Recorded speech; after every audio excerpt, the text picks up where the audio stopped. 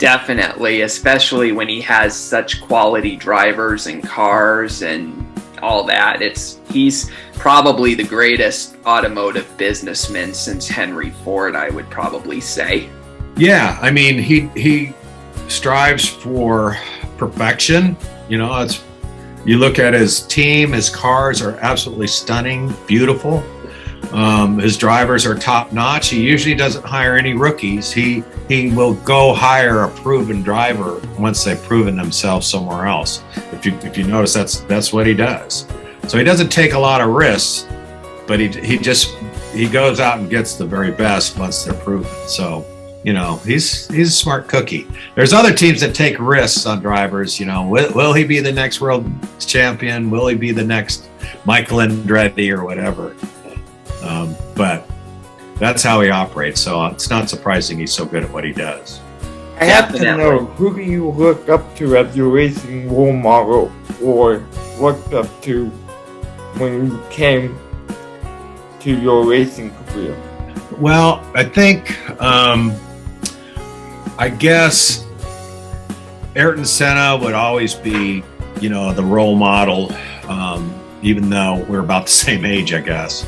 But I always considered him the best Grand Prix driver for sure. Dale Earnhardt, I guess, for his toughness. The guy was just tough as nails and, would do anything to win.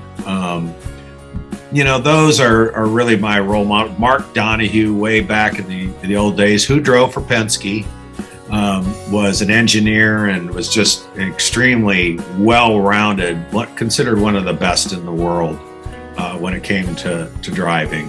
When I was a kid, Mark Donohue, Pernelli Jones, Al Unser was also one of my favorite IndyCar drivers. He won Indy in 70 and 71, and I was a kid then watching it, and I just thought he was just the best driver in the world.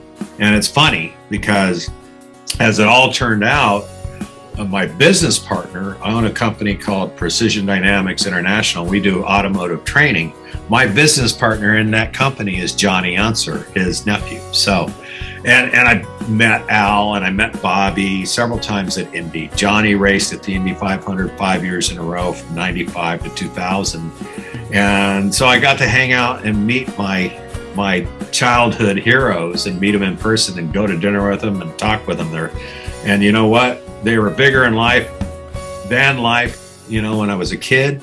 And when you meet them face to face, they were bigger in life then as well. Bobby Unser is quite a character, and so was Al. Yeah, Definitely. That's really cool that you got to meet your heroes. I also met Al Unser Jr. at the race I went to where I met Penske. Yeah, I know Al Jr. We've done a lot of things together, and a super cool guy. He's had his issues over the past, and but he's dealt with those, and my hat's off to him. I don't drink alcohol, and hopefully I believe he doesn't drink alcohol anymore, and that's one of the toughest things there is out there to not do, and my hat's off to him, and I wish him the best. I haven't had a drink in over 6 years, so I believe that it's extended my career, both in business and in racing. I'm not the youngest guy out there, but you know what? I still feel pretty good, and I feel pretty sharp, and I owe that to not drinking. I can relate to that because part of my journey is I dealt most of my life with an addiction as well. I was severely addicted to soda, and I got out of it a little over almost 2 years ago. And when you're drinking that stuff, alcohol and soda, you do feel happy, but it's not the same happy as you feel when you're healthy. Yeah, I agree.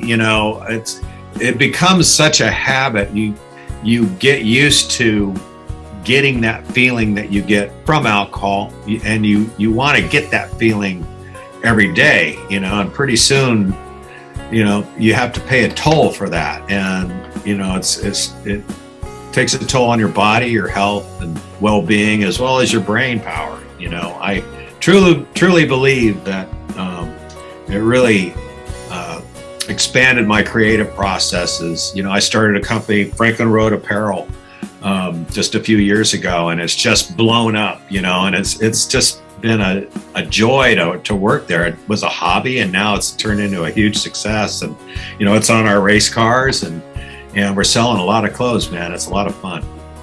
The link to the business, everyone, is right here. Here you go. FranklinRoad.com. Buy a t-shirt. You can get a Trans Am t-shirt there too, and a Trans Am hat. Oh, definitely. You know, the Trans Am race in Nashville was a lot of fun, the TA2. Yeah, I raced in that. And it was, Mike Cope had built us a race car for that race, brand new.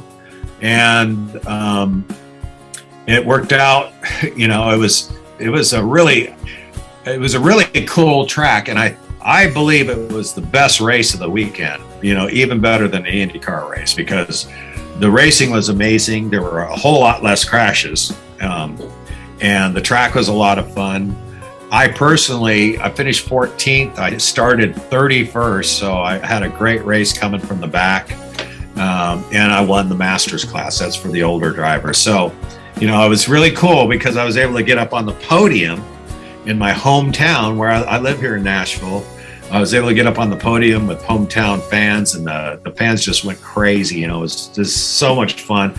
And you know what? It was great seeing fans in the stands again, you know, after racing in 2020 with nobody at the track. Come to think of it, I actually remember you on the podium in Victory Lane afterwards. I think I saw the crowd cheering you on, and I was standing towards the back near the gate part of it, but that was really cool to see you on the podium, and everyone was cheering you. I threw my hat out there. Did you catch it? Oh, I remember the hat throwing. Yeah, I didn't catch it, but I remember it. I love that Victory Lane was accessible for everyone, unlike what you find in NASCAR, you know?